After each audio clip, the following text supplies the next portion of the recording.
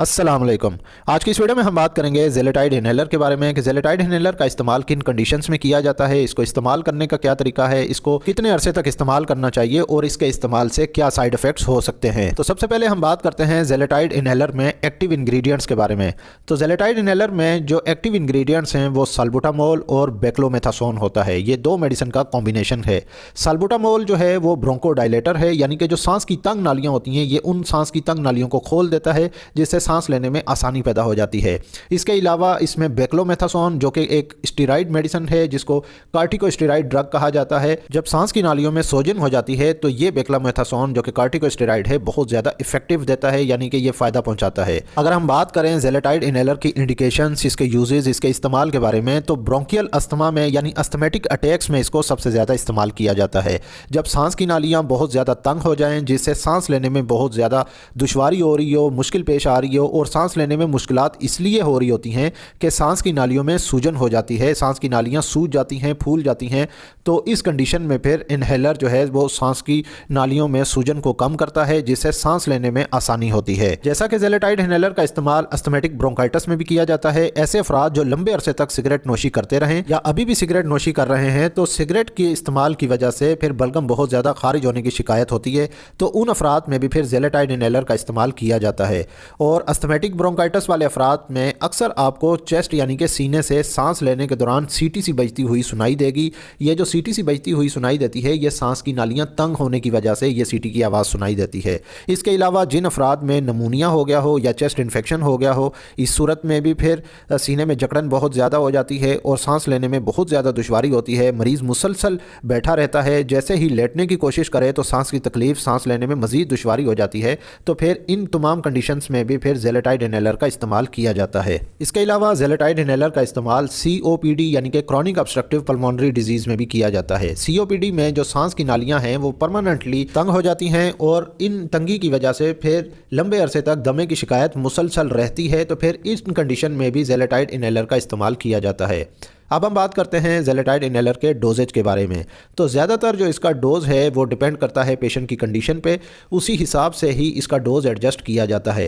Asthmatic attacks जितने ज़्यादा होंगे यानी दमे की शिकायत जितनी ज़्यादा होगी उसी हिसाब से ही इसका डोज़ एडजस्ट किया जाता है। अगर हम नॉर्मल रूटीन में देखें तो 2 पफ 4 से 6 मरतबा दिन में इस्तेमाल कर सकते हैं। और ऐसे बच्चे जिन बच्चों की उम्र 12 साल से कम उम्र में हों बच्चे, तो फिर ऐसे बच्चों में 1 से 2 पफ दिन में 2 से 4 बार इस्तेमाल किए जाते हैं। और एक बात का यह भी ख्याल रखें कि एक वक्त में 2 पफ से ज्यादा इस्तेमाल नहीं करने। जैसा कि अभी 2 पफ लिए, फिर 4 घंटे के बाद 2 पफ लेने हैं, फिर अगले 4 घंटे के बाद 2 पफ लेने हैं, इस तरह आप पफ इस्तेमाल कर सकते हैं। लेकिन एक ही टाइम में 2 से ज्यादा पफ बिल्कुल भी इस्तेमाल नहीं करने चाहिए। और यह भी जहन में रखें कि 4 घंटे से कम वक्त में इसका पफ दोबारा इस्तेमाल नहीं करना चाहिए। और ज़ेलेटाइड इनहेलर का इस्तेमाल जैसा कि लॉन्ग टर्म मैनेजमेंट में किया जाता है, यानी इसको लंबे अरसे तक इस्तेमाल किया जाता है। तो जब तक क्रॉनिक ऑब्स्ट्रक्टिव पल्मोनरी डिजीज़ यानी कि COPD की वजह से अस्थमेटिक अटैक्स होते रहें या ब्रोंकियल अस्थमा की वजह से, तो फिर ऐसे अफराद में फिर लॉन्ग टर्म मैनेजमेंट की जाती है जिसमें ज़ेलेटाइड इनहेलर का इस्तेमाल मुसलसल लंबे अरसे तक किया जा सकता है, जो कि महीनों से लेकर सालों तक इसका इस्तेमाल जारी रहता है। अब हम बात करते हैं कि ज़ेलेटाइड इनहेलर को सही तरीके से इस्तेमाल करने का क्या तरीका है। इनहेलर इस्तेमाल करने का तरीका यह है कि इस्तेमाल से पहले इनहेलर को अच्छे तरीके से हिला लेना चाहिए। इनहेलर को इस तरीके से पकड़ें जिस तरह आप ये वीडियो में देख रहे हैं। अब आपने एक गहरा लंबा सांस लेना है और सांस लेते ही माउथ पीस को मुंह में फिक्स कर लेना है। माउथ पीस के जो इर्द गिर्द एरिया है अपने होंठों से अच्छे तरीके से इसको लॉक कर लेना है, बंद कर लेना है और मुंह के ज़रिए एक गहरा सांस लें और इनहेलर को ज़ोर से दबाएं और पफ ले लें और फिर एक और पफ कुछ सेकंड, 1 से 2 सेकंड के बाद ले लें। फिर अब आप कोशिश करें कि सांस बहुत आहिस्ता आहिस्ता निकालें। पफ लेने के बाद कुछ सेकंड्स, जैसा कि 10 सेकंड तक आप अगर रोक सकते हैं तो रोके रखें और सांस बाहर निकालें, लेकिन आहिस्ता आहिस्ता आपने निकालना है। और हर बार इस्तेमाल से पहले आपने अच्छे तरीके से इसको हिला लेना है और यही तरीका आपने इस्तेमाल करना है, यानी इसी तरीके से आपने पफ इस्तेमाल करने हैं।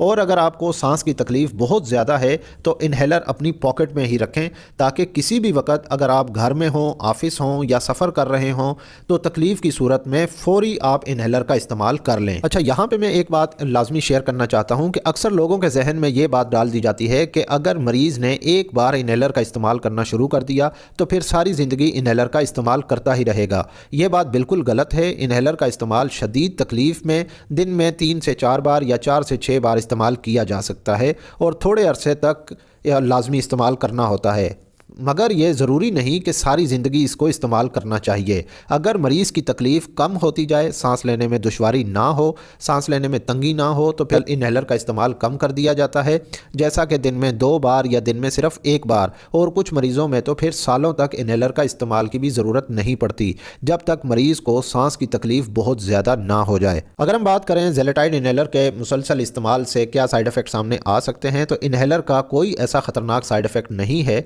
अलबत्ता आवाज़ में भारीपन महसूस हो सकता है या कुछ अफराद में मुंह पक जाने की शिकायत हो सकती है, और जिन अफराद में इन्हेलर के इस्तेमाल से मुंह पकने की शिकायत हो तो फिर उन अफराद को इन्हेलर इस्तेमाल करने के लिए कुछ मिनट के बाद पानी की कुल्ली कर लेनी चाहिए, या इसके अलावा आप एबल स्पेसर जो एक डिवाइस होती है वो आप इस्तेमाल कर सकते हैं। उम्मीद है कि ये वीडियो आपको अच्छी लगेगी। इस वीडियो को लाइक कर दीजिएगा, और अगर आप मजीद ऐसी हेल्थ से रिलेटेड मेडिकल इन्फॉर्मेशन वीडियोस देखना चाहते हैं तो मेरे इस यूट्यूब चैनल मेडी हेल्थ एंटरप्राइजेस को सब्सक्राइब कर लें और साथ ही बेल आइकन का बटन ऑन कर लें ताकि हर नए आने वाली वीडियो का नोटिफिकेशन आपको मिल सके। तो मिलते हैं नेक्स्ट वीडियो में, तब तक के लिए अल्लाह हाफ़िज़।